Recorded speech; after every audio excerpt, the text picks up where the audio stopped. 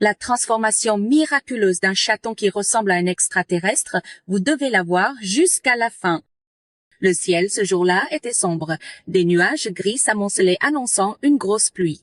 Sur une petite route isolée, une minuscule créature tremblante était recroquevillée sous le froid mordant. C'était un petit chaton maigre, le pelage collé par la gale, ses yeux embués de peur. Si personne ne l'avait remarqué, il n'aurait peut-être pas survécu à la nuit. J'étais un voisin du quartier, passant par là par hasard, et j'ai découvert ce chaton misérable. Mon cœur s'est serré en voyant son petit corps frissonner, son ventre gonflé de manière inhabituelle. Sans hésitation, je l'ai pris dans mes bras, ressentant sa faible chaleur presque teinte. Je l'ai rapidement ramené chez moi, priant pour un miracle. Une fois à la maison, je l'ai délicatement posé sur une serviette propre et j'ai commencé à examiner son état. Son pelage était presque inexistant, sa peau infectée par une grave teigne. J'ai dû raser son pelage pour pouvoir le soigner. En voyant son corps si frêle, une inquiétude m'a envahi. Souffrait-il d'acide? Heureusement, après une visite chez le vétérinaire, j'ai appris que son ventre gonflé était simplement dû à une faim excessive. Je me suis sentie soulagée, mais aussi attristée en pensant aux jours de misère qu'il avait traversés. Les premiers jours, le chaton était extrêmement faible et passait son temps recroquevillé sous une couverture pour rester au chaud. Je lui donnais de petites quantités de nourriture fréquemment pour l'aider à digérer. Peut-être parce qu'il avait souffert, il était très docile, ne se plaignait pas lorsque je lui appliquais des soins ou lui donnais des médicaments. Dans ses yeux, je voyais une lueur de confiance qui me poussait à redoubler d'efforts pour l'aider à guérir. Chaque jour, j'observais un petit progrès. Au début, il restait allongé, épuisé, mais peu à peu, ses pattes maigres retrouvaient de la force. Il aimait prendre des bains de soleil chaque matin, fermant doucement les yeux pour profiter de cette chaleur qu'il avait peut-être pas ressentie depuis longtemps. Je lui avais même confectionné un petit vêtement pour le garder au chaud, et le voir dans cette tenue minuscule me faisait sourire. Un jour, alors que je le posais doucement au sol, il a soudainement essayé de marcher. Ses pas étaient hésitants, mais il avançait avant de rapidement s'allonger. J'ai applaudi de joie l'encourageant. Jour après jour, il a appris à marcher, à courir, même si ses jambes restaient fragiles. Un matin, alors que je nettoyais la maison, j'ai entendu un petit miaulement derrière moi.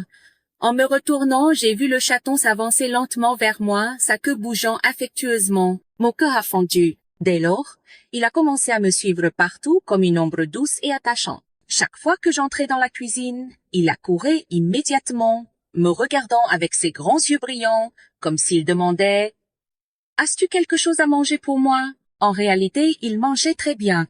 À chaque repas, il se régalait avec enthousiasme, parfois en laissant du lait sur son menton, ce qui le rendait encore plus attendrissant. Je le taquinais en l'appelant mon lave-vaisselle car il ne laissait jamais une seule goutte de lait dans son bol.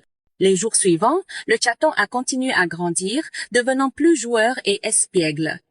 Il avait appris à s'amuser, à poser doucement ses griffes sur ma main lorsqu'il voulait être caressé. Quand je lui frottais doucement le ventre, il étendait ses 4 pattes avec satisfaction avant de fermer lentement les yeux. Voir cette petite créature reprendre des forces et retrouver une joie de vivre me remplissait d'une immense satisfaction. Un jour, j'ai décidé de l'emmener au travail avec moi.